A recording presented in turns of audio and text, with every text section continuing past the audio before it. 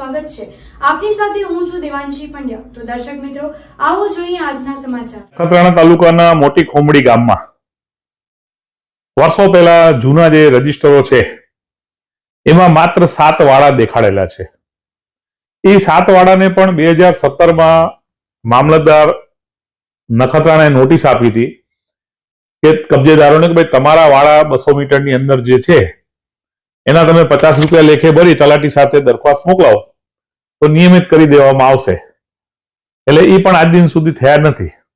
એટલે ઓફિશિયલી ખુંબડીમાં એક પણ વાળો નથી એવું પેપર ઉપર સ્વયં ગવર્મેન્ટનો રેકોર્ડ બોલે છે।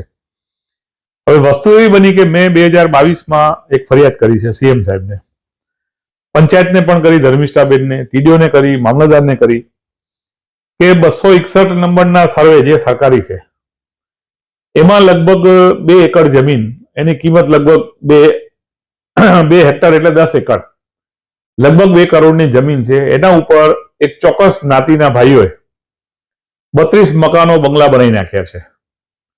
પાણીની તો GWL ની ગેરકાયદેસરની લાઇનમાંથી કનેક્શન લઈ લીધું છે, લાઇટના ગેરકાયદેસર કનેક્શન લઈ લીધા છે। તો એમની તપાસ અત્યારે ડેપ્યુટી ડીડીઓ પંચાયત પ્રજાપતિબેન કરી રહ્યા છે।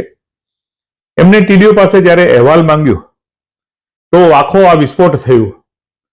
એમને આ લોકોને બચાવવા બધા સરપંચના એ ભાઈઓના ખોટા નિવેદનો કે ભાઈ અમે ભૂકંપમાં અમારા વડીલોના વાડા છે અને અમે બાંધકામ કર્યું છે, અને વાડા રજીસ્ટરમાં જે 7 હતા એમને છેકીને એ લોકો 62 વાડા બતાવી દીધા છે। એટલે મને આરટીઆઈમાં જયારે દસ્તાવેજ મળ્યા એટલે મેં મામલતદારે પણ મને અગાઉ આપેલા કે ભાઈ અમારા 7 વાડા છે। એ બંને ડોક્યુમેન્ટ મેં ડેપ્યુટી ડીડીઓ તપાસ અધિકારીને રજૂ કર્યા કે બેન 7 વાડા છે તો 62 કયા આધારે થઈ ગયા? એટલે તમને મિસગાઈડ કરવામાં ટીડીઓએ રોલ ભજવ્યો છે।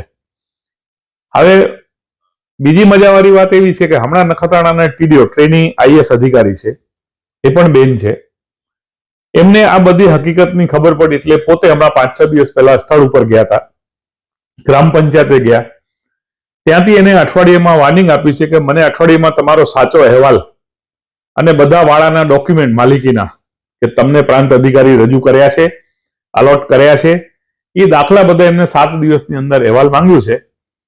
એટલે લગભગ આખી પંચાયત બોડી, ટીડીઓની મહેસૂલ બ્રાન્ચ, મામલતદાર બધા જ સસ્પેન્ડ થવાની તૈયારીમાં છે એવા મને આંતરિક સમાચારો મળેલા છે જિલ્લા પંચાયતમાંથી।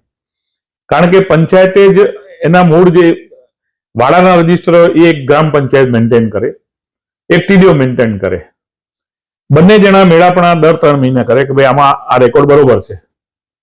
તો મામલતદારના રેકોર્ડમાં આજની તારીખમાં 7 વાળા બોલે છે, એ પણ રેગ્યુલર નથી થયા, એ એમને નોટિસ પણ મેં રજૂ કર્યા છે।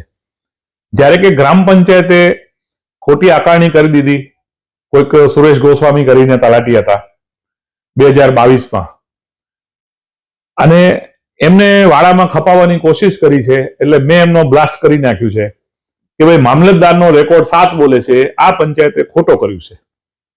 એમાં તલાટી સુરેશ ગોસ્વામી પણ હતા, એને પણ આ બધા છેકછાકો રજીસ્ટરમાં એમને જ કર્યા છે। તો દર્શક મિત્રો, આ હતા આજના સમાચાર। ફરી મળીશું નવા સમાચારો સાથે। ત્યાં સુધી રજા આપશો। નમસ્કાર।